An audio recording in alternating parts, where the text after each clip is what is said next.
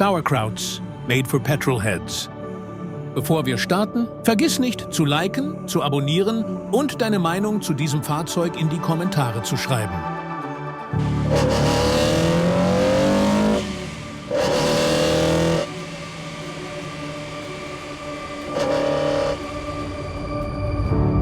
Der Ist-Zustand jetzt, muss ich sagen, habe ich mir überhaupt nicht erträumt gehabt oder auch nicht drüber nachgedacht, wie das Auto jemals werden soll. Aber ich habe das Auto gekauft, es war ein Gegenstand, dass ich in die Arbeit komme wieder haben und dass er ein wenig ordentlich ausschaut. Ausgeartet ist es eigentlich immer erst durch die Leute, die ich kennengelernt habe. Ja, durch Winkler Markus, die Leute vom VW Club Steinwald, VW Team Oberpfalz. Und dann ist es irgendwie durch die Rennsportvariante, jetzt nenne ich das jetzt mal, das ist eigentlich durch meinen besten Freund geworden, weil er der Rennen, selber Bergrennen fährt und Slalom. Und dann war ich halt immer oft dabei, auf ein Bergrennen, am Slalom. Mit dem war ich auch auf dem allerersten Bergrennen, da hat er das Rennauto noch nicht. Und dann habe ich die Autos gesehen und alles und dann zum Innenraum, der wo mir sehr wichtig ist, also mein Innenraum ist mir wichtiger wie eigentlich alles andere, weil da stehe ich halt drauf. Da hat mich der Lauterbach Manuel, der ist in der Szene auch bekannt, in den Golf 1 Fahrern, da hatte ich damals keinen TÜV gekriegt drauf, wegen irgendeinem Teil, irgendwas war da und dann habe ich die auf ein Treffen mitgenommen. Und dann musste ich in so einen Wagen, das erste Mal bin ich noch nie mit einem leeren Wagen mitgefahren. Und der da auch alles glatt innen drin, also war eckig und der hat mich da mitgenommen und wir fahren da auf der Autobahn und auf der Landstraße, das hat mich so raufgehauen. Ah ja, ich brauche das auch. Und ich war vor diesem Treffen kaum zu Hause. Dann da habe ich noch in Apfelbach gewohnt, dann haben wir schon angefangen, die ganze Musikanlage, alles raus, in den Innenraum gecleant und klar gemacht. Dann an anderen, ich hatte vorher bloß einen Überrollbügel drin, dann auf Hannover zu Wichers auf eigener Achse hinten in einen VR6 Passat 32B haben wir das ganze Zeug eingepackt und sind da raufgefahren. Ich habe ihn dann auch wieder selber geholt, weil ich weiß gar nicht, warum ich den nicht schicken haben lassen, aber den haben wir dann selber geholt und hinten war der Käfig drin gelegen, da die Streben vor und so bin ich von Hannover angefahren. Also wenn du heutzutage denkst, dann langst du normalerweise ans Hirn. Aber das war einfach, das war halt damals so. Und dann ist das Auto halt immer mehr in Rennsport verfallen. Ja. Dass das so ausartet, hätte ich mit 16 oder mit 18 nie im Leben gedacht.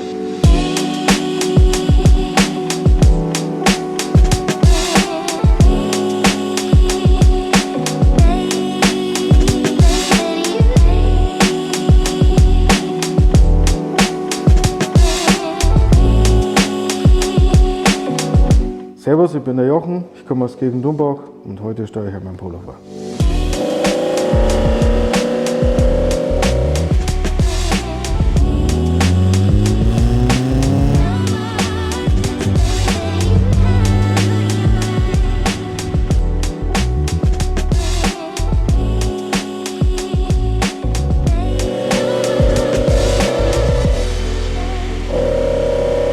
Durch meinen Vater und durch meinen Onkel. Mein Vater war Opel-Schrauber, also Manta, C-Kadett hat er immer gehabt. Da war ich als junger Kerl immer mit dabei, das war immer ganz schön. Der hat dann da waren wir noch in Zintelhammer, hat die Ortschaft geheißen. Da hat er eine eigene Lackierkabine gehabt, dann hat er immer für die anderen Opel-Jungs die Autos lackiert und alles. Ja, da ist es mit der Zeit, hat sich das so entwickelt.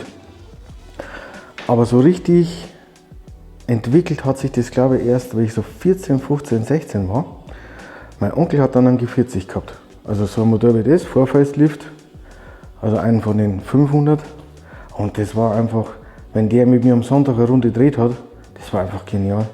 Das hat mir gefallen, das war, ich weiß auch nicht, was mich da als junger Kerl so fasziniert hat. Ich bin da unheimlich gern mit ihm eine Runde gedreht. Das ist manchmal 2-3 Stunden gegangen, da sind wir nur spazieren gegangen. Das anderes haben wir gar nicht gemacht. Und danach durch das VW Team Oberpfalz, das was es leider nicht mehr gibt. Die haben halt alle so richtig krasse Karren immer gehabt. Und irgendwann habe ich dann einmal verfrüht ein Auto gebraucht. Und dann habe ich meinen Onkel am Wörthersee mitgenommen. Ich muss aber dazu sagen, ich bin kein VW-typischer Typ. Oder es hätte jetzt auch ein BMW sein können, es hätte ein Fiat sein können, Opel. Ich stehe halt einfach auf alte Autos. Und das war damals schon so.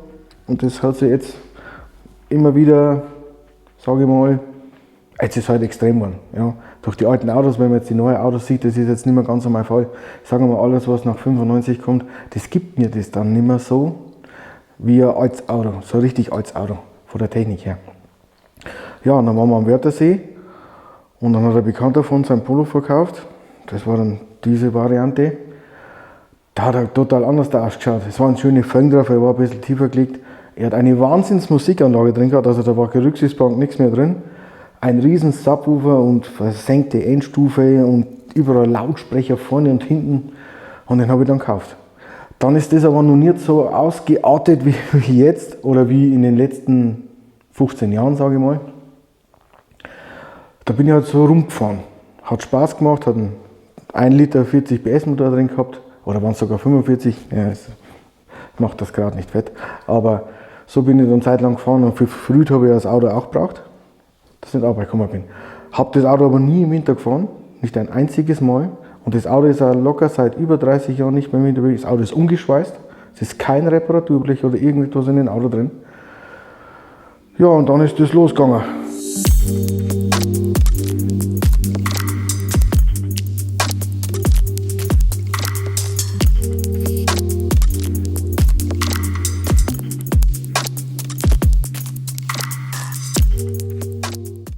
Am 13. und 14. Juni 2025 ist es wieder soweit. Das Inneres Blumenpflücken, der Sauerkrauts Automotiv Tanztee, geht in die nächste Runde. Sichere dir bis zum 31. Dezember 2024 dein exklusives Blumenpflücken-Piece in der Vorbestellung. Ob Hoodie, Shirt, Cap, Airfreshener, Stickerbogen oder gleich alles zusammen, die Auswahl ist begrenzt. Verpasse nicht die Chance, Teil des Events zu sein. Also der Motor ist bis auf den Hubraum Stand von einem richtigen Bergrenn 16V Polo Motor. Ja, also von vorne bis hinten. Es ist nur noch das Gehäuse original, das Kurbelwellengehäuse, also der Motorblock, der ist auch geändert, weil sich das da drin sonst mit der Kurbelwelle nicht gedreht hätte. Dann haben wir fahren Slipperkolben in den Motor, das heißt, das ist ein verstärkter wie ein Kastenkolben, der wird nach vorne und hinten am Kolbenhelm geführt. Er hat nur einen Kompressionsring und einen Urlaubsstreifer. Große Ventiltaschen drin, der Kolben hat ein Dach, also wegen der Verdichtung. Es sind 16 große Ventile drin, Ein- und Auslasskanal. Der Auslasskanal ist nur geöffnet, sage ich mal. Der Einlasskanal ist ungeschweißt, also der ist komplett geändert, auch mit der Saugbrücke. Dann haben wir 45er VGS Drosselklappen drauf. Steuergerät ist MBE 967 EG. Es ist eine ruhende Zündung, es ist alles voll programmierbar. Der Motor läuft auch im Straßenbetrieb tadellos, obwohl bitterböse Nockenwellen drin sind, ja. Aber er hat auch die Leistung auch erst am Schluss, das muss man sagen, weil vorher die 8 Ventile, was ich gefahren habe, mit den Weber-Vergaser zum Beispiel, die waren schon. Also ich habe einen 1300er gehabt, ich habe einen 1400er gehabt und habe einen 1600er gehabt. Der 1600er war der schlechteste. Der ist auch nach kürzester Zeit total zerborsten. Ja. Also den musstest du so quälen. Ich weiß nicht warum, was da an dem Motor schiefgegangen ist. Der beste Motor, wo ich hatte, war eigentlich der mit 1400 Kubik, oder waren es 1300, ist schon zu lange her. Der war von Sorg Motorsport. Also dieser Motor ist gegangen für einen 8V, das war der Wahnsinn. Hatte 144 PS, hat auch gedreht bis knapp 9. Also muss man wirklich sagen, der Motor war gut und den hätte ich niemals hergeben dürfen. Aber dann jung und dumm und dann auf einen anderen umgestiegen und der war.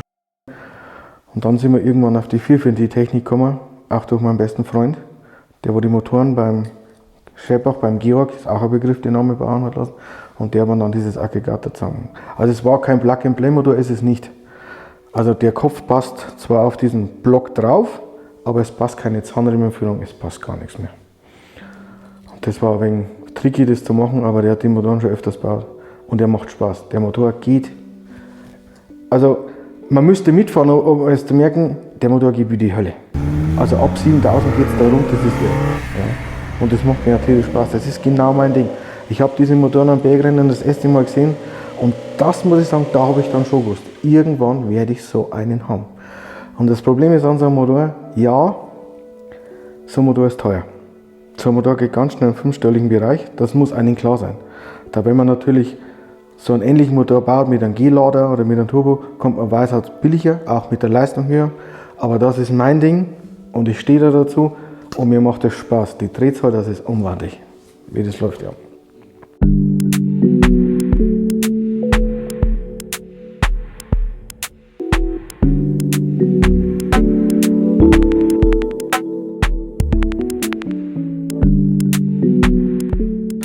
Ja, der Innenraum ist halt leer.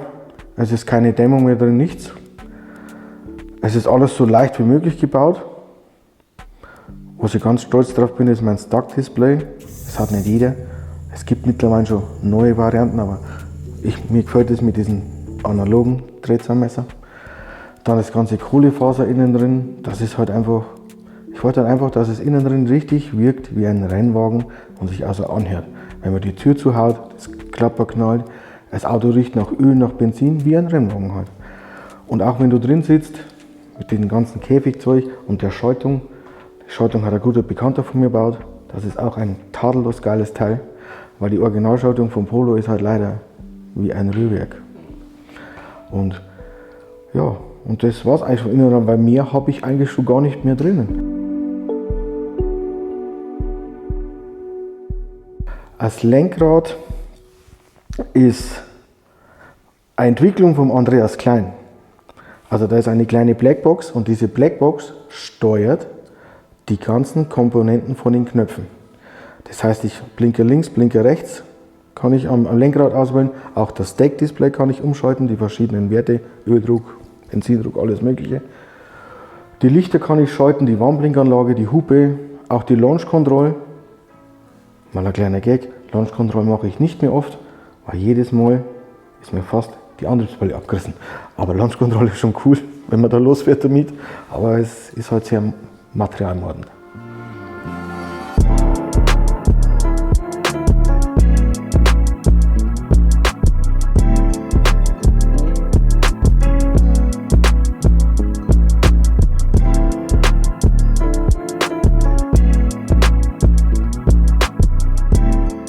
Die Sitze gibt es nicht mehr. Also die Sitze, da habe ich lange gesucht, diese Ohrensitze von Recaro, die sind auch eingetragen, war auch ein wenig ein Drama, die eingetragen zu bekommen. Mein Glück ist, dass ich so klein bin. Das heißt, ich kann noch durch das Loch durchsehen, weil normalerweise, es gibt mittlerweile neue Sitze, die sind komplett zu und dann kannst du nicht mehr rechts und links schauen. Und das ist ein No-Go für die Straße, das tragst du nicht ein. Aber da ich so klein bin, kann ich durch den Sitz da gucken. Und das sind originale Sitze aus einem M3 GTR von der Rundstrecke. Also die waren ein Glücksgriff, auch der Preis. Die zu kriegen war die 4 abgelaufen und für die Straße kriegst du das halt noch eingetragen. Ja. Sind da ultra leicht und passt halt zum Rennstil. Ich wollte halt das wie ein Rennauto wird. Ja.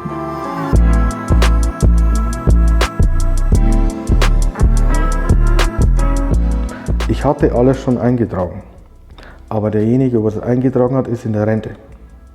Also da muss ich sagen, da habe ich wirklich die Schnauze voll gehabt. Und der hat eine Eintragung falsch eingegeben und das war der Abgaswert. Und der neue TÜV-Prüfer hat mir keinen TÜV mehr gegeben. Und ich bekam fast in ganz Deutschland keinen TÜV mehr drauf, weil der Motor, so wie der eingetragen war, hat das nicht mit dem Abgas gestimmt. Jetzt musste ich das Auto nehmen und musste zum TÜV auf Rheinland fahren, auf Koblenz. Und da, wo ich in Bayern wohne, nach Koblenz hinter Frankfurt, das ist schon mit dem Hänger eine Ansage. Und dann haben sie Fahraufnahmen gemacht, Abgasmessungen, Bremsentest und musste eigentlich das komplette Auto wegen der falschen Abgasarme nochmal abnehmen lassen. Und das war so ein finanzieller Knaller, dass ich am liebsten gesagt hätte, ich habe nichts mehr, ich mag nicht mehr. Aber ich habe es trotzdem gestemmt, ich habe es trotzdem gemacht und ich bereue es auch nicht. Und jetzt ist das Fahrzeug 100% egal, was eigentlich vorher auch schon war, aber leider die falsche Abgasklasse eingetragen war. Also wie gesagt, ich kann nur jedem empfehlen, wenn er Abgasänderung hat, kontrolliert das 100 Mal, ob das auch wirklich stimmt, weil der Nächste sagt nein.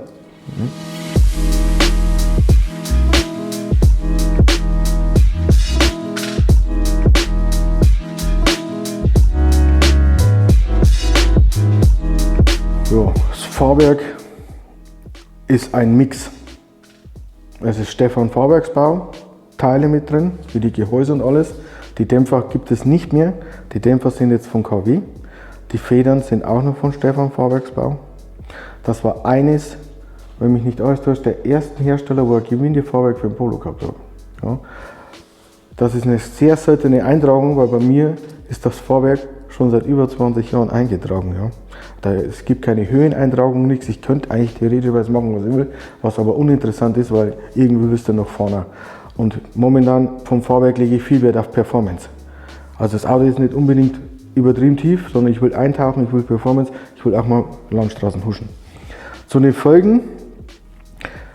Die Felgen sind eigentlich Trabi-Felgen. Es sind keine Originalen, weil die Originalen sind aus Magnesium und das wollen wir nicht zutrauen. Die sind jetzt aus einem anderen Material, aus einem hochfesten Alu-Mix Magnesium und die waren Rohlinge. Also wie ich die bekommen habe, waren die Rohlinge. Es waren keine Löcher, nichts drin. Die haben wir dann alles auf der CNC-Maschine bohren lassen und sind dann mit BBS-Betten zusammengebaut und seitdem fahre ich die so. Zu der Bremse. Ja, vielleicht habe ich es bei der Bremse ein bisschen übertrieben. Aber ich hatte vorher Golf 2 16V Bremse vorne, Golf 2 16V Bremse hinten. Hinten habe ich es noch drauf. Aber mir ist das manchmal vorgekommen, vielleicht waren es die Bremsbeläge, vielleicht waren es die Scheiben. Als würde das nicht reichen. Der TÜV hat es so eingetragen mit der 16V Bremse, aber mir persönlich war das irgendwie, ich weiß nicht, hat mir nicht gefallen. Und jetzt habe ich vorne Serienscheibendurchmesser, also schon 256 mm Scheiben, aber einen 4-Kolben Volvo Bremssattel. Auf diesem kleinen Auto, es ist schon mächtig, ja, es stimmt, aber wenn man damit fährt, das Ding ist halt ein Anker. Also das Auto steht. Und ich weiß nicht, wenn ich manchmal, da gibt es so eine Landstraße bei uns in der Nähe, da geht es ewig rauf und Kurven. Das Drauffahren macht schon mal Spaß und auch das Anbremsen. Das funktioniert mit der Bremse, ich fühle mich sicherer mit der Bremse. Und darum bin ich auch auf so einen brutalen Anker gegangen. Ja.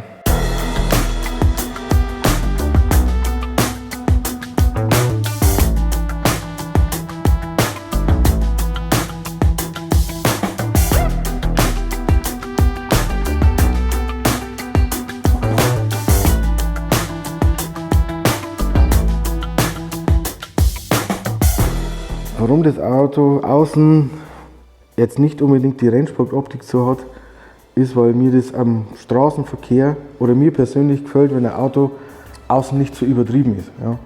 Also ich stehe da drauf, mir ist wichtig, geiler Motor, geiler Innenraum und außen so original wie es geht.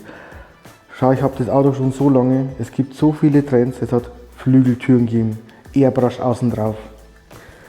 Audi 80 Türgriffe und das ganze Zeug, das habe ich alles nicht mitgemacht, weil ich wollte das Auto außen so original lassen wie möglich. Mittlerweile denke ich schon drüber nach, ob man das Auto nicht wieder im Originalfarbton außen machen würde. Aber das wäre so ein Aufwand, ich müsste das ganze Auto wieder lackieren. Solange das so ist, passt es. Und das ist halt mein Ding, außen so original wie möglich. Und innen feinste Rennsporttechnik. Ja.